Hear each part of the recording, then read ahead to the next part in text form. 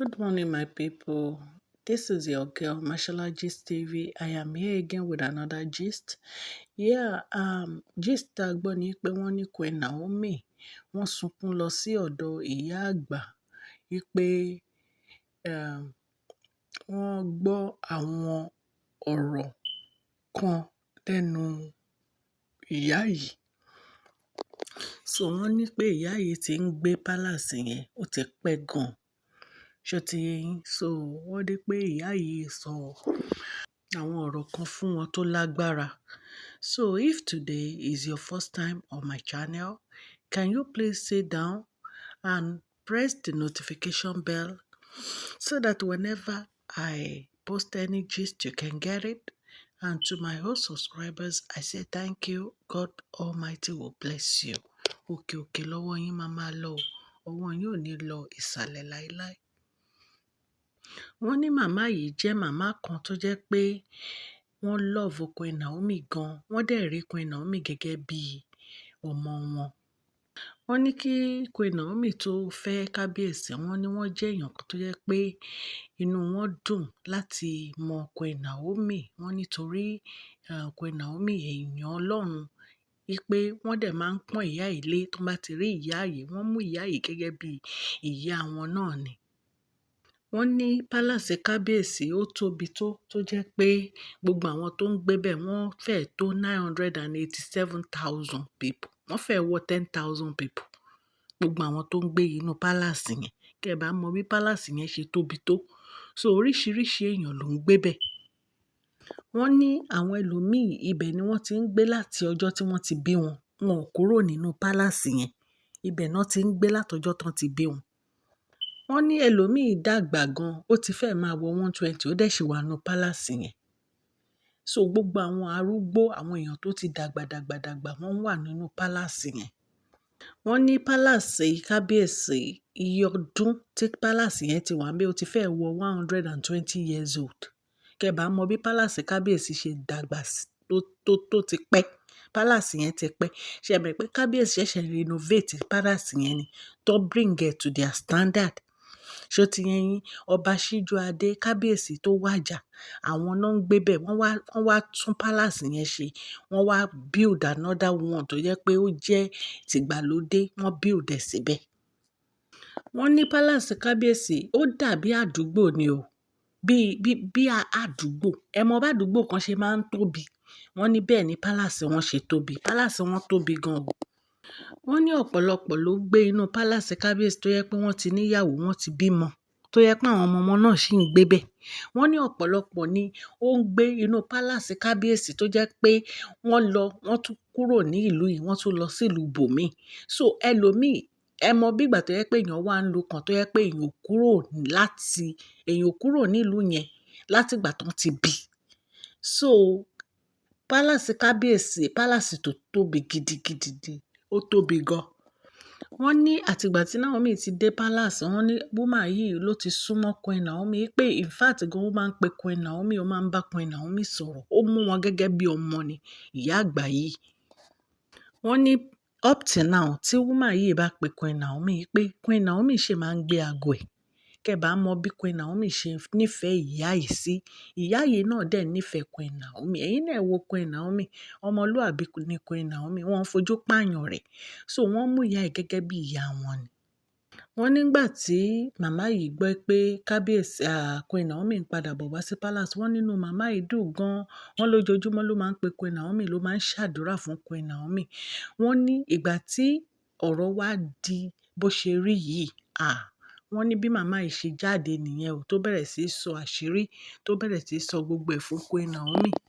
Wọ́n ní grandmother ni màmá yìí, 92 years old ni wọ́n pé age wọn. Wọ́n ní màmá ní pé kí Queen Naomi, pé ìgbà tó jẹ́ pé màmá wọn ò advice wọn bó ṣe yẹ kí màmá wọn sọ ọ̀rọ̀ yẹn, wípé kí Queen Naomi lọ fẹ́ ẹlòmíì, wípé tí Queen Naomi bá fẹ́ lọ fẹ́ ẹlòmíì o, wípé kí Queen Naomi bẹ Kabiyesi ni o, wípé kì í ṣe ọ̀rọ̀ ìjà o, wípé èèyàn ò lè jà pẹ̀lú Kabiyesi tí kábíyèsí ò bá yọ́nú sí Queen Naomi ò lè lọ o.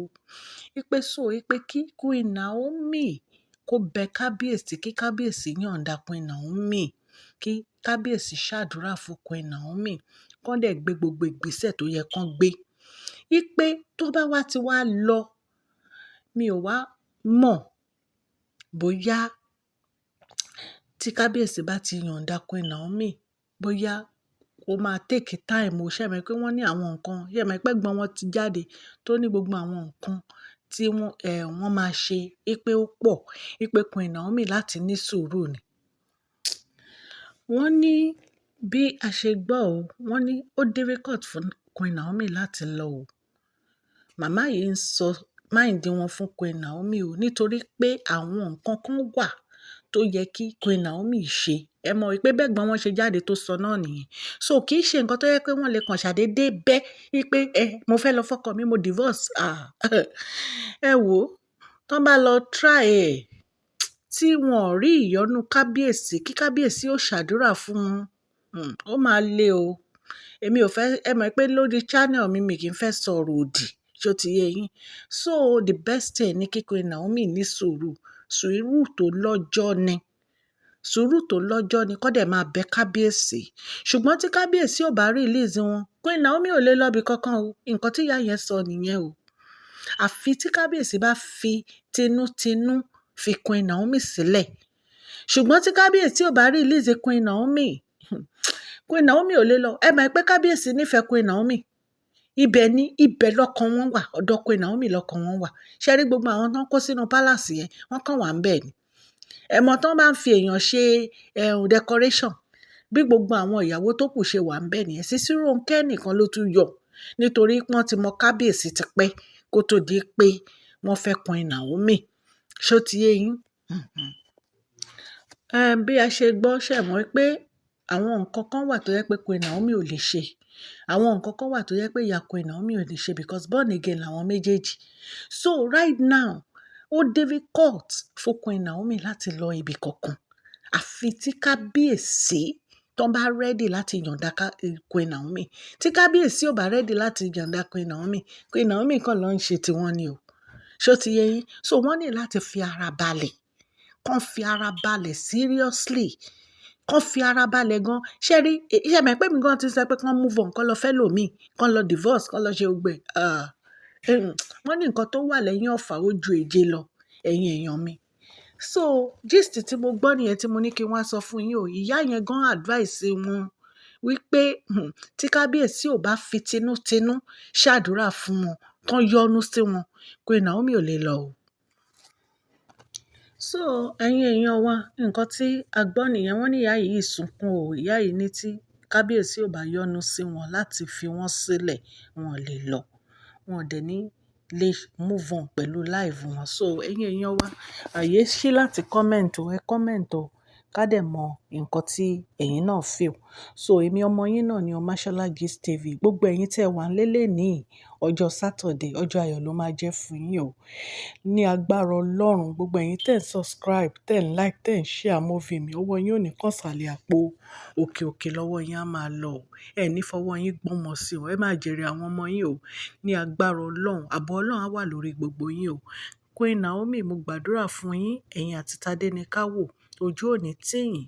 Gbogbo ẹ̀dùn ọkàn yín, Ọlọ́run á bá yín yanjú ẹ̀ lẹ́yọ kọ̀ọ̀kan. Ní agbára Ọlọ́run, ẹ ní fi ọwọ́ gbé ọmọ yín sin o. Ẹ máa jèrè ọmọ yín. Ẹ tún máa pẹ́ nílé alààyè. Ọlọ́run á bá mi dẹ́mi yín sí. Anyway, ẹ̀yin èèyàn wa, èmi ọmọ yín ni o. Kẹ́ ní wonderful weekend o. I love you all. Thank you so much. God bless you.